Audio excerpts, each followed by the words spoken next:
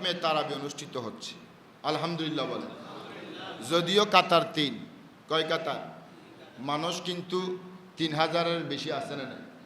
এই এলাকায় 3000 বেশি হবে না, কিন্তু কাতার কয়টা হয়? নামাজের সময়, তারাবির সময় এখান থেকে ওই দোকানে আরও বেশি জামাতে মানুষ হয়। দেখবেন ওই যে একটা গল্লি আছে, ওখানে যদি হিসাব করেন ওখানে মানুষ আরও বেশি না কম? দোকানপাটে মসজিদ থেকে মানুষ বেশি না কম? রোজা রাখলো, তারাবির নামাজ পড়লো না, এর চাইতে বদনসিব। এটা হচ্ছে সুন্নতে মুআক্কাদা। কেউ যদি রোজা রেখে তারাবির নামাজ না পড়ে, সুন্নতে মুআক্কাদা মানে বুঝেন ওয়াজিব, ওয়াজিবের কাছাকাছি, একদম ওয়াজিবের মতোই। ওয়াজিব তরক করলে যেরকম গুনাহ হয়, সুন্নতে মুআক্কাদা তরক করলে হুবহু একই গুনাহ হয়। যেহেতু মনীষীরা বলেছে, ইসলামিক স্কলাররা বলেছেন যে সুন্নতে মুআক্কাদা হচ্ছে কাল ওয়াজিব, ওয়াজিবের কাছাকাছি। তো আপনি সারাদিন রোজা রাখলেন, কষ্ট করলেন, কিন্তু তারাবির নামাজটা পড়লেন না, কষ্ট হচ্ছে আপনার। কেন? আপনি নিজে তো কোরআন পড়তে জানেন না, আবার অনেকে কোরআন পড়তে জানে কিন্তু কোরআন ধরেও দেখে নাই জীবনে, এরকম আছে না নাই? তাহলে এই যে একটা সুবর্ণ সুযোগ, তারাবির ফায়দা কয়টা দেখেন। আপনি কোরআন জানেন না, 2, আপনি কোরআন জানেন কিন্তু পড়েন, কথা বলেন না, জানেন কিন্তু পড়েন। এই যে আপনাদের জন্য তারাবির ব্যবস্থা, শুধু দাঁড়াই থাকবেন, কোরআন বলতে হবে না, জীবনে কোরআন পড়ানো নাই, শুধু হুজুররা তেলাওয়াত করতেছে শুনবেন, বুঝেন না বুঝেন, যিনি তেলাওয়াত করছেন, যিনি গোটা একটি খতম 30 পারা কোরআন 15 দিন আপনাদেরকে শোনাচ্ছেন, ওনার যে সওয়াব, এক খতমের 70 খতমের সওয়াব হুবহু আপনি শুনেছেন। জীবনে কোরআন পড়েন নাই, জীবনে কোরআন তেলাওয়াত করেন নাই, হুবহু একই সওয়াব মাহে রমজানে আপনার আমলনামায় আল্লাহ লিখে দিচ্ছেন। তো এই যে প্লাস পয়েন্ট, বোনাস, এ আপনি নিজ থেকে হাতছাড়া করছেন। এখন যদি বলা হয় যে অমুক ব্যক্তি আপনাদেরকে রিলিফ দেওয়া হবে, দেখবেন মানুষ বেশি যাবে না কম যাবে না? সামান্য 300-400-500 টাকার যদি একটা বস্তা বানে সাইড ডাইল, এগুলোর জন্য মানুষ লাইন ধরবে কেন? কারণ এগুলো পাইলে কয়েকদিন চলতে পারবে, একটা পুরস্কার, একটা গিফট। কিন্তু আল্লাহ পাক আপনাদেরকে এত নিয়ামত দিচ্ছেন, কোরআনের একটি হরফ 10টি সওয়াব, একটি হরফের কয়টি সওয়াব? তো সুতরাং এটা হচ্ছে রমজানের বাইরে, আউট অফ রমজান। কিন্তু রমজানের মধ্যে একটির জন্য 70, একটির জন্য কয়টি? 70 সওয়াব। তার মানে কোনো হিসাব নাই, ক্যালকুলেটরও কি হবে না, কোনো হিসাবের কোনো পরিমাপ করা যাবে না। তো এভাবে আপনারা, দুঃখজনক যে দিন দিন এখনও মাত্র 10টাও যায় নাই, কিন্তু মুসল্লির কাতার কমে গেছে। আপনারা, আমি আহ্বান করব, রোজাকে ইজ্জত করেন। এটা হচ্ছে যে রোজার অসম্মানী, রোজার অসম্মানী। নামাজ নাই, কালাম নাই, সারাদিন উপাস থাকলেন, এটা উপাস থাকা হবে, এটা কি থাকা হবে? এটা স্পষ্ট রসুল পাকের বাণী। কেউ যদি নামাজ পড়লো না, তারাবি পড়লো না, এবং মন্দ কথা ছাড়লো না, মিথ্যা কথা ছাড়লো না, সেই রোজা রাখলো ঠিক, কিন্তু সে রোজা না, সেটা হচ্ছে উপাস থাকা। সেটা কি থাকা? উপাস। মানুষের রাগ করলে উপাস থাকে না? স্ত্রী জামাইয়ের সাথে রাগ করলে একদিন উপাস থাকে।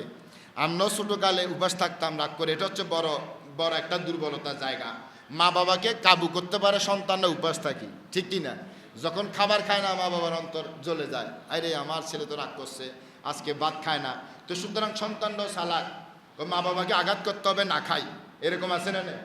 তো এভাবে এই যে উপাস থাকা, এরকম কেউ যদি রোজা রাখলো কিন্তু মিথ্যা কথা ছাড়লো না, অশ্লীল কথা ছাড়লো না, গালাগালি ছাড়লো না, মেজাজ কন্ট্রোল করতে পারলো না, নামাজ পড়লো না, তার রোজাটা রোজা না, সেটা হচ্ছে শুধু একান্তই নিতান্তই শুধু উপাস থাকা, সে রোজার কোনো ফজিলত পাবে না।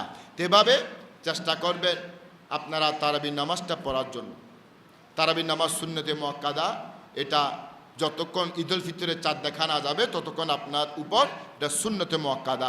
এই তারাবি আমাদের 15ই রমজান, 16ই তারাবি, আগামী বৃহস্পতিবার হচ্ছে খতম অনুষ্ঠিত হবে। এখন আপনাদের দায়িত্ব কি? আপনাদের দায়িত্ব হচ্ছে যে 2 জন হাফিজে কোরআন আপনাদেরকে তেলাওয়াত শোনাচ্ছেন কষ্ট করে, দিন রাত নাই, মাদ্রাসা তো পড়ছে সারা বছর, কিন্তু এখনও যদি একটু দেখেন যে দিনেও পড়ে, রাতেও পড়ে, ঘুমও পড়ে। কেন? আপনাদেরকে শোনাইতে হবে, মুখস্থ করছে তো অনেক আগে, কিন্তু এগুলো আবার স্মরণ করা, আবার পড়া, দাঁড়িয়ে অনর্গল, কোনো জিরানিও নাই, নাকি একটু জিরাই নামাজের মধ্যে আবার 2 মিনিট পর আবার করব, এরকম কোনো সুযোগ আছে? অনর্গল বলতেই আবার যদি একটু ভুল হয় পিছনে একজন আছে না নাই, খবরদার ভুল করা যাবে, কারণ পিছনে একজন আছে, যদি একটু ভুল হয় মিস্টেক হয় তাহলে আরেকজন সাথে সাথে কি দিয়ে দিবে, লোকমা। এই যে একটা কঠিন পরিস্থিতি, কোরআনের হাফেজদের ইজ্জত সম্মান অনেক বড়। যারা কোরআন তেলাওয়াতকারী, কোরআন শ্রবণকারী, এদের ইজ্জত আল্লাহর কাছে অনেক। তো এই কোরআন হাফেজদেরকে যে আপনারা ইজ্জত করেন, সম্মান করেন, আপনাদের ইজ্জত সম্মান বাড়াবে কারা? আপনাদের মনে যদি এটা জাগ্রত না হয়, আপনাদের কাছে হাজারো সিটি গেলে আপনারা দিবেন না, ঠিক কিনা?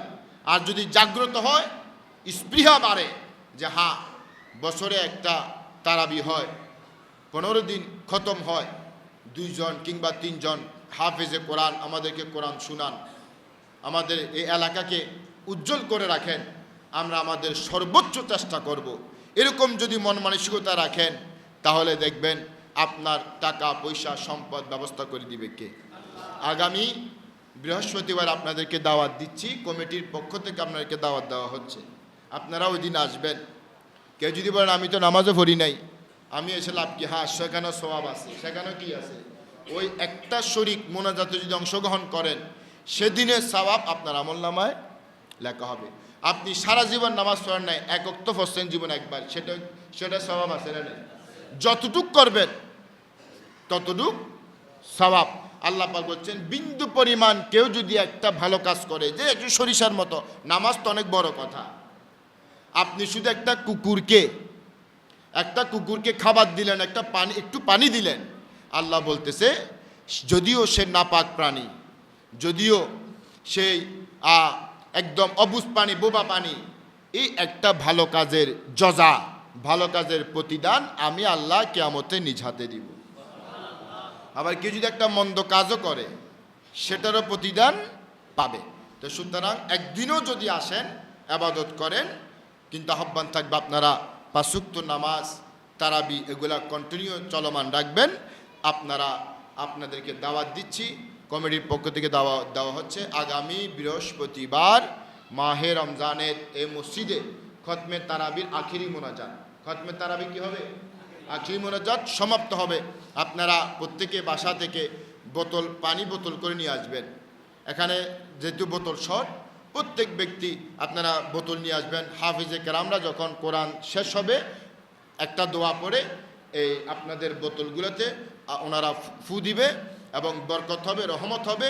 70টি খতমের ফুৎকার সেখানে পানির মধ্যে যাবে, এটা শিফা হবে।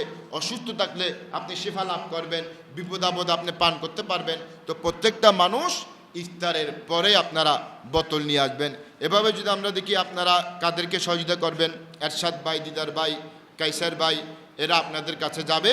শহীদুল্লাহ খালের ওই পার, উনিও আপনাদের কাছে যাবে। ওনাদের সাথে আপনারা যোগাযোগ করবেন, ওনারাও আপনাদের সাথে যোগাযোগ করবে, এবং ওনারা হাজিবাড়ি এবং মহল্লায় প্রত্যেকটা মানুষের কাছে ওনারা পৌঁছে যাবেন। আবারও নাম বলছি, এরশাদ ভাই, দিদার ভাই, কাইসার ভাই, শহীদুল্লাহ। এদিকে রয়েছে আমাদের ফারুক ভাই, দোকানদার, ফারুক সদাগর, আবার রহিম সদাগরের দোকানও আছে।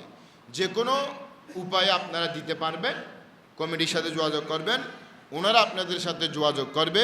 এবং বাড়িতে বাড়িতে মা বোনদেরকেও জানাই দিবেন, বলে দিবেন যে আপনারা শরীক হন, যে বছরে একবার মসজিদের ইমামদেরকে, মসজিদের মুয়াজ্জিমদেরকে, হাফিজে কোরআনদেরকে একটা সম্মান দিতে হবে, দোয়ার অংশগ্রহণ করেন। মা বোনদেরকে আপনি এলান করে দিবেন, ঘোষণা করে দিবেন, এবং যারা বিত্তশালী আছে তাদের কাছে আহ্বান করবেন। লজ্জার কোনো কিছু নাই, কারণ এটা আপনার নিজের জন্য না, এটা কোরআনের জন্য, কোরআনের একটা ইজ্জত, কোরআনের একটা সম্মান। এভাবে আপনারা আগামী বৃহস্পতিবার এই খতমে তারাবিতে আপনারা অংশগ্রহণ করবেন।